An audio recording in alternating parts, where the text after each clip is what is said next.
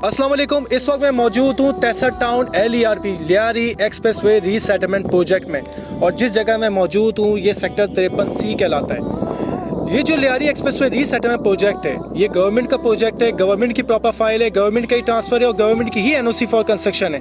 इस जगह की अगर फिजिकल लोकेशन की अगर बात की जाए तो अगर आप खुदा सरजानी से आते हैं तो ये खुदा की बस्ती के बिल्कुल बाद ही आपका LERP का प्रोजेक्ट आया था, लियारी एक्सप्रेसवे रीसेटलमेंट प्रोजेक्ट। और अगर आप गुलशन मेमार से आते हैं तो गुलशन मेमार की बिल्कुल बैक साइड पड़ती है सेक्टर 53 और 54।